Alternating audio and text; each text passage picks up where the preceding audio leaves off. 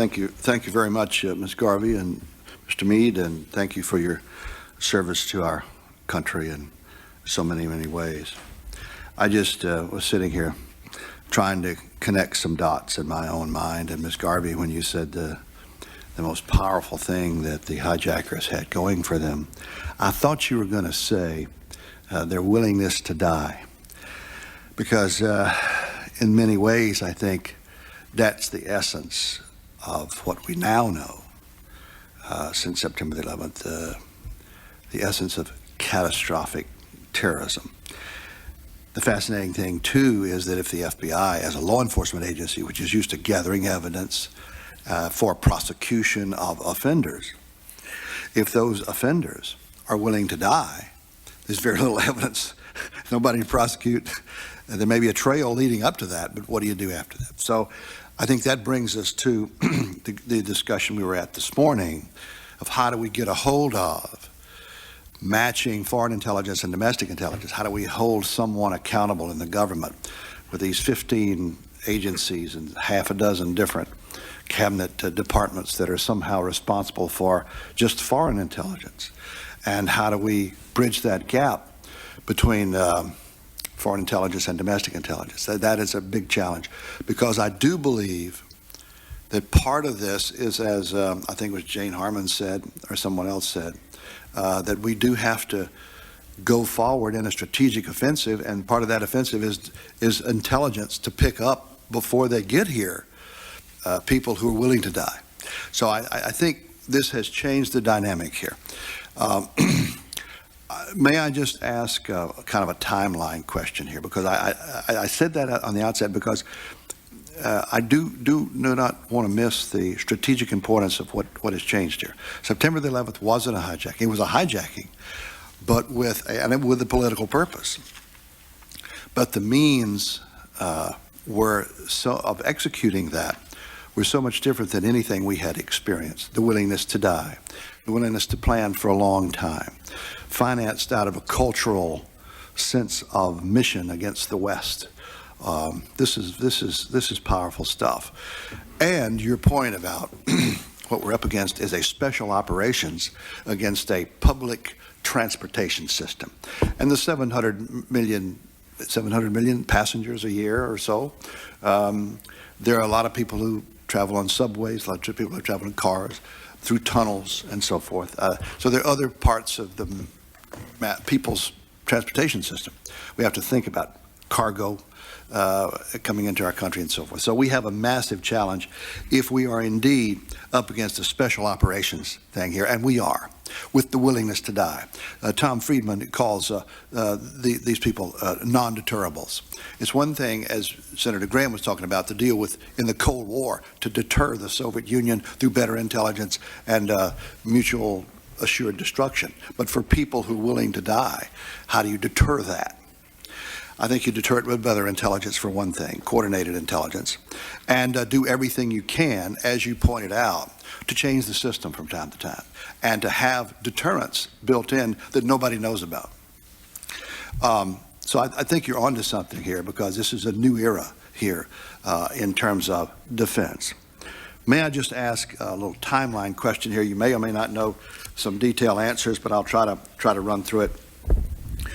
Published accounts indicate that Boston flight controllers determined that American Airlines Flight 11 had been hijacked as early as 8:13 a.m. that morning, and that 2 flight attendants telephoned American Airlines personnel with confirmation that a hijacking occurred at 8:21. Yet, according to the FAA official timeline, NORAD was not notified until 8:40, about what, 20 some odd minutes later. Is that basically accurate? That basically your understanding? Commissioner, I did see the notice of the flight attendants. I'm not aware of that, and I will give you the synopsis or the chronology as I understand it. But again, I think it's I'd want to get the real precise numbers from the air traffic control people. But as I recall it, and from my own notes of looking back and jotting some things down, 8:20, about 8:20 was the first indication for Boston that there was a problem. Now, there was no, there is a special signal that a pilot can give, as I know you know, Senator, if it's a hijacking or there is an emergency. There was nothing like that, but the transponder or the signal was lost. And so the procedure is to begin to contact the aircraft. And I believe, and again, we'd want to double check this, but I believe that there was an attempt to raise the aircraft about 3 or 4 times, and they were unsuccessful. And so at about 8:34, based on the good initiative of the controller and his supervisor, the NORAD was actually, that was the first notification from the controller and the supervisor to Otis. It was the official one is 8:40, as you've suggested. After they did that, they then called up to headquarters, and then the official notification. What that said to us, and when we think about what protocols did we need to re-examine, that was one. We applaud the controller, applaud the supervisor for taking individual initiative on taking that action, but we recognize that we needed to make that communication much clearer. We needed to change the protocol, and there are some changes. Some are classified, but certainly could be provided to this committee. But there were changes that were made that made it very clear, or made it much clearer. But I do want to commend the controller and the supervisor who at 8:34 called Otis. The reason I asked that question was that the commission has been made aware of a communication that alleges that there was some kind of planned test attack or drill attack on the United States on that day, scheduled for that day, and that maybe some of the slippage in time, either by the FAA or NORAD, might have been due to the fact that there was somehow an awareness that whatever problem was going on in the air was a drill. Are you aware of any planned drill mock attack on the United States that might have just been misinterpreted by either people in the FAA or NORAD as just a drill, and then found out that something really was going on? No, I am not, Commissioner. Mr. Mead, are you aware of any drill that was going on that day, some mock attack on the country that we should have, that people might have slowed down their reaction, say, oh, well, this is just a drill, and it's not really real, that might have slowed down any reaction by FAA or NORAD? No, sir. Okay, thank you very much. We have some questions that we'd like for you to submit for the record. May I just say, what's one of the things that you carry away from this experience, Ms. Garvey, having, in effect, as head of the FAA, and dealing with the responsibility for safety and promotion of the airline industry? Looking at it all, you've had a time to reflect. What's one or two things that you really carry away from this experience? You mentioned your understanding that we are in a special world now, special operations against a public transportation system. Do you have some other thoughts about what that day meant to us and what future FAA directors or this commission should look at in terms of recommending to the United States government? Well, some thoughts I will tell you are very personal, but I think certainly, and those are thoughts of anguish. As I think, as Mr. Mead said, I don't think any of us will ever forget the pain and the anguish of the people in New York felt, and the families, the individual families felt. I think certainly one thought was the remarkable work, and I appreciate the chairman mentioning this. I think the remarkable work that the air traffic controllers, that the managers, that the pilots and flight attendants on the other aircraft, many of whom knew what had happened in the system. And I think the magnificence of the professional work done by those men and women is something that I will certainly always remember. They were remarkable and individual acts of courage. The Inspector General and I were speaking the other day about the need keep focused even as we move forward, and he mentioned that in his comments. I think there are many incidences, and we are probably all guilty of it, where we are captured by something, we know its importance, but we are diverted to other things.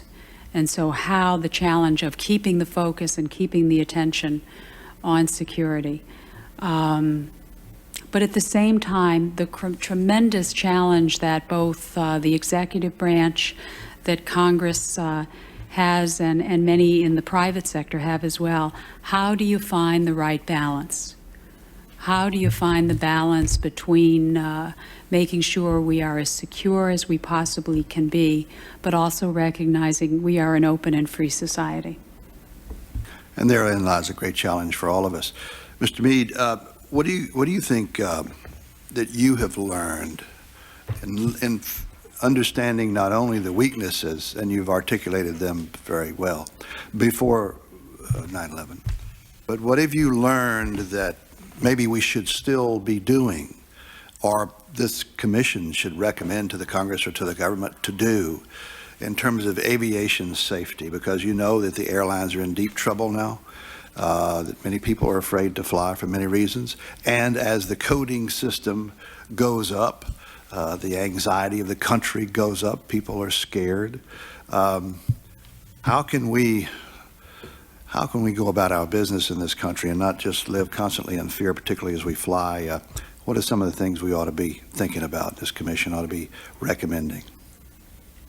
Well, it's hard to put into a law, I think, but one characteristic of the security program you're reviewing has been in the past that it tends to respond to empirical evidence of tragedy or an incident.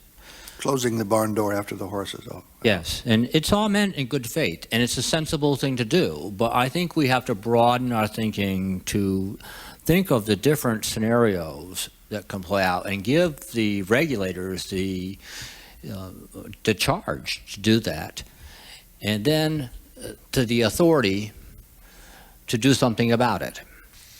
I think when you look back over the experience with the system that we had in place before 9/11, that admittedly wasn't designed to catch box cutters, wasn't designed to catch people that were willing to kill themselves, but it had a lot of weaknesses that a lot of people knew about for many years. And I think our tolerance level of that has to be very low. That's one of the lessons of 9/11. I mentioned in my testimony covert testing. What I mean by that is testing that's unannounced, that's rigorous, that would mock what the types of scenarios would be. Test the system, find the holes in it, and don't tolerate long delays in closing those holes. Good guidance. And as one who was sitting on the Commerce Committee and was original co-sponsor, Senator Fritz Hollings and others, of the new Transportation Security Act, in terms of aviation security, hopefully we are doing a better job out there now. But I think we go back to the same point. If people are willing to die, it's hard to defend against. We just have to keep changing it, taking away some of the predictability. Because one of the things that I've learned about the Al-Qaeda and some of the terrorists that we face is that they practice long and hard based on predictability. And then they rehearse. Then they get the committed individuals. If we can keep them off balance, either be on the strategic offensive militarily, a strategic offensive in terms of preemptive intelligence, identifying the problem before it gets to us, those kind of things. We are in this war game here. And is that your understanding, Ms. Garvey? Absolutely, and I think you make an excellent point. In addition, the layers of security, it's changing it, it's being somewhat unpredictable, and it's the layers of security. I think it is Brian Jenkins or someone I have read mentions keeping the veil of mystery between some of the layers, and I think that's an important notion and an important concept to keep in mind. Mr. Mead? Yeah, I think so. You know, I think one of the interesting things about security now is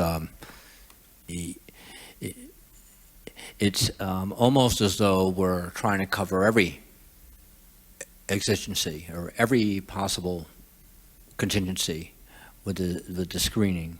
And one of the big issues I see for the Transportation Security Administration is making sure that they keep the heat on. And it's not going to be automatic that we're going to have a sense of vigilance. It's a matter that we're all going to have to work very hard at.